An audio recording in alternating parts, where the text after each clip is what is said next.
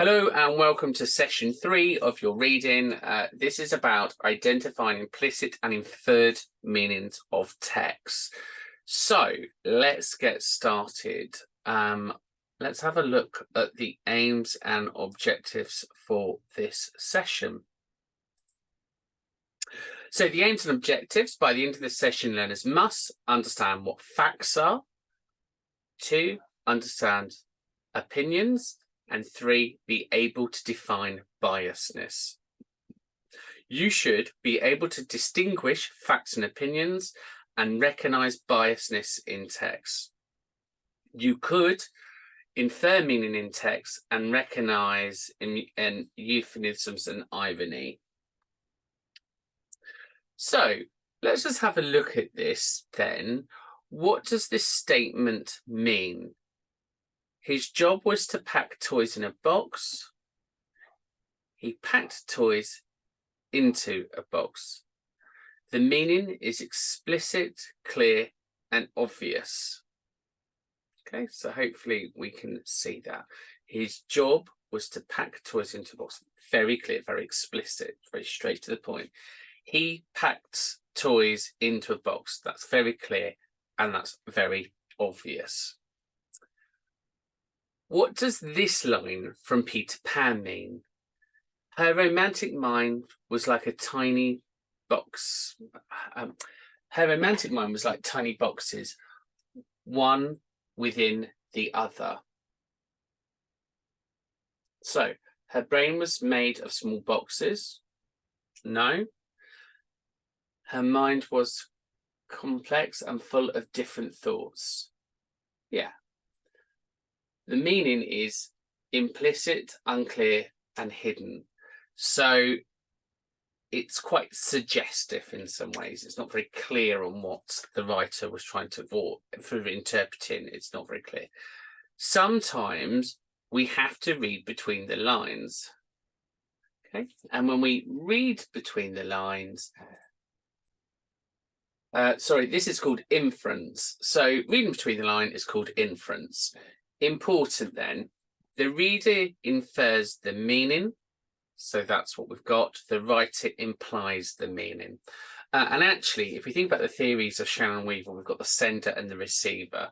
So the sender is the writer. I'm implying this. And the receiver, the decoder, is the person reading it. That's what they infer by it. That's what they've understood by it. So in a functional skills assessment, you may be asked to, what is implied by the following quote? Or can you infer from this quote? So in other words, what are you taking from it? Now, part of this task is you're going to go back and you're going to watch a video. And what I want you to do is watch the video. So if we go back to our session, okay, and we click next, and hopefully that will take us to, oh no, look. There we go, reading between the lines. You're going to watch that video and you're going to decide what was meant by it. So you're going to read between the lines on that, okay? So there's a couple there. So implicit. Good. So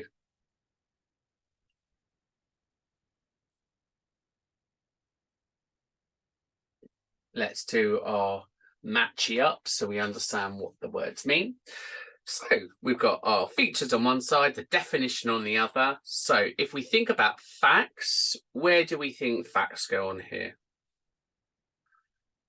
Are you saying views or feelings that can't be proven to be true? Because if you are, that's wrong. Are you saying records or things that could be proven to be true? Good, that's a fact. Now, an opinion. What do we think the opinion is? Do we think what is implied, or do we think an opinion of views or feelings? Good. Biasness. If we look at biasness, what do we think biasness is? So a bias is when you refuse or refusal to consider other people's views, and what is implied then or hinted at. So implied means you kind of led somebody to it. This is what you're meaning by it. Okay, so if like an implyment would be, if I kept eating lots of fast food and takeaway, what do you think is going to happen? You know, I'm almost giving you the answer. Okay, so let's have a look at this fact or opinion.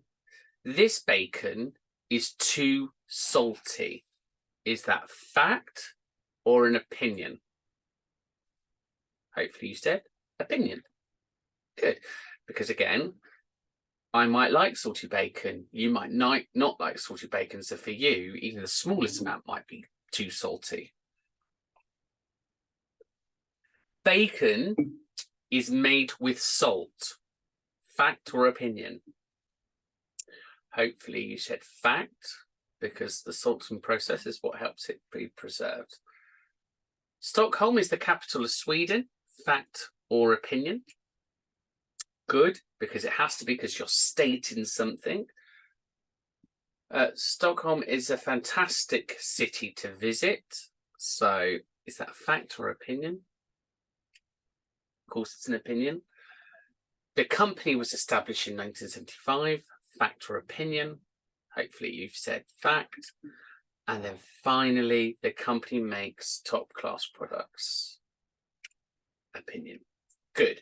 So we've got an idea of what fact and opinions are. So how to distinguish facts from opinions? Look at the text. Can you distinguish between the facts and the opinions? So here, toffee crisps, toffees, crisps and sugary drinks should be in a non-colourful packaging to stop children. Fact or opinion? So hopefully straight away, that's someone's opinion, isn't it?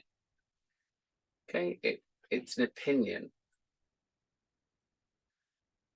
It would make it easier and less tempting, and is necessary to fight the obesity crisis, we insist. So again, is that fact or opinion on that line? It's not very clear, is it? Because if that were backed up with evidence, that would be a fact. So if it says, you know, recent research shows that, then that could be factual. But at that point, it still reads to me very much as opinion. Treats should only be in plain packaging. House campaigners say, fact or opinion? Hopefully you've gone for opinion. The Institute for Food and Public Policy also call for the products to be taxed, the adverts banned from daytime TV when kids watch TV, and for supermarkets to fund healthy foods. So the Institute for Food and Public Policy also call for the products to be taxed. So at that point, that might be factually correct. And it says, plain packaging for tobacco items have failed to work so far, with a minimal drop in cigarettes sales. So is that fact or an opinion? And hopefully that's an opinion, because we don't necessarily know, do we? So how writers introduce facts and opinions. How might we recognise facts? So here you can see it's been backed up with statistics or data or evidence of some kind of research in which we can then recognise that as facts. If it doesn't have that, an opinion, it's very much like I think, it should be, should, could, would, there. So how these things might not always be clear, and the writers may use divisive to influence readers. So again, here, it's very easy in marketing campaigns for us to blur the lines. But as we said earlier, if it had, according to research, according to this is this, then that's factual, because we can verify it. If it's not, it's an opinion. So I want you to now go to activity 1. So let's go back to our activities. So here it is. You're going to run through this. You're going to identify facts or opinions, and then you're going to answer these questions. Quite a lot of activity there, and then your answers are on the next page. Good. So we'll stop there and let you do that and then come back. So how to spot biasness. So text with bias are likely to have some of these features. So it's a one-sided argument. It's me kind of just saying, look, biases for me might be, well, I've eaten McDonald's my whole life and I've never had a bad experience by it. You know, I eat crisps and I've remained healthy. Okay, so it's a very one-sided argument. I might use emotive language. So again, I might say things like, oh, you know, it's fantastic, it's brilliant, I've always done this, it's never been a problem. Lack of evidence, I'm not giving you any evidence in what I'm saying. Exaggerated language, be very selective on the evidence that I use, be selective on any quotations. You might spot sarcasms, or possible negative overtones. So that's how to spot biasness. Now, let's see if we can find biasness in the paragraph. So here, thinking about what we just talked about being all one-sided, no evidence, or kind of that extravagation, so being over-exaggerated. Recently, I was almost wiped out a small, fast-moving group of cyclists after they had swept down the road and a path exists towards the bridge. They suddenly appeared from behind tall plants. Why do they have extensive designer which distract from the purpose of driving a cycle on busy routes, keeps it low and keeps it simple? I suggest whoever designed these attractive flower beds to be given the job of upgrading our pathetic rose garden. It was an embarrassment to show visitors in our city, as it is without a doubt the most unattractive rose garden in the country.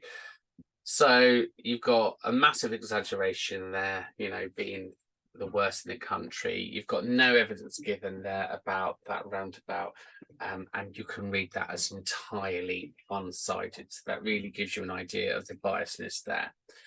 So go back to Canvas now, have a look at video 2, looking at being implicit in meaning. And then we can have a look at this. Is this implicit or explicit in meaning? So Heather runs like a duck. Is that implicit or explicit in meaning? Oh, it all comes up in one go. Sorry, didn't know that. So that's implicit. Heather can run a 5K race. Explicit in meaning. The temperature won't be above 6 degrees today. Explicit. You need a hat and coat today. Implicit. The company was established in 1975. Explicit. And a traditional company with old-fashioned values. Implicit. So that gives you an idea of implicit and explicit meanings. But again, remember, you need to watch that video. Read this paragraph. So again here, what do you think you can infer by the terms invitation-only lunch, hijacked by members of the West Coast group, and listening to this, men in suits? So a recent invitation-only lunch, Minister Emma Jones was hijacked by members of the West Coast group who made their opposition to the rail lines very clear. The government may have changed, but ministers are still listening to the men in suits. So when we think about the inferred meaning, so this is the reading between the lines bit. So here, invitation lunch only, what we're trying to read between the lines there is, so it's for posh people, it's for a limited group of society, it's not for everybody, it's not inclusive, it's specifically targeted. It was hijacked by a member of West Coast group. So what do we mean by hijacked? So it was taken over, people managed to get in, and listening to those men in suits. So in other words, people have no idea, I think is what it's implying there. So an exclusive event, the script route was unwanted. There you go. So business people. Good. Read the extended paragraph. Recent invitation. Oh, right. So yeah, we're doing the blue bit. WCG group, the West Coast group, coordinatedly in Paris said the day government and business stop scrapping each other. By the sky. Okay, so what do we think they mean by that? So again, you can see here there's irony and sarcasm. And the irony and sarcasm is when pigs fly in the sky. So that's a sarcastic tone. And again, looking at there, the euphemisms, looking at e.g. gas guzzlers, people in their car, and sometimes speech marks as above. So it gives you an idea around the sarcasm or the euphemisms. Good. Okay, so let's move on. What is a fact? Hopefully you all said D, something that can be proven to be true. What is an opinion? Hopefully you all said A, feelings or views that can't be proven to be true. Good. What is bias? Remember what we said earlier? D, one-sided opinion, strongly held opinions were one-sided. What is another term for an inference? Do you remember what we said about inference? Read in between the lines. C. Good. Good. So, aims and objectives for this session. You were to understand what facts are, so hopefully we've done that now. Something that's true, something that can be backed up. Understand what opinions are, something that people feel. Understand biasness, a one-sided argument. You should be able to distinguish facts from opinions. So those with data and research and strong things to those that I statements and we and shoulds. Recognize text and biasness, so looking at all being one-sided, sarcasm, etc. Looking at the inferred meaning and recognizing euphemisms and irony, so sarcasm and irony. So again, looking at the quote like pigs may fly, etc. Good. So remember to check your knowledge, and well done. You've now completed session 3. Please don't forget to carry on and go through the rest of the work in Canvas. Check your answers and make sure that you've completed all that. And don't forget to go in and do your knowledge check. So you've got your videos there where we referred, where we asked you to look at the videos. You've got your activities there, and then further down, you've got your knowledge skill checks to do.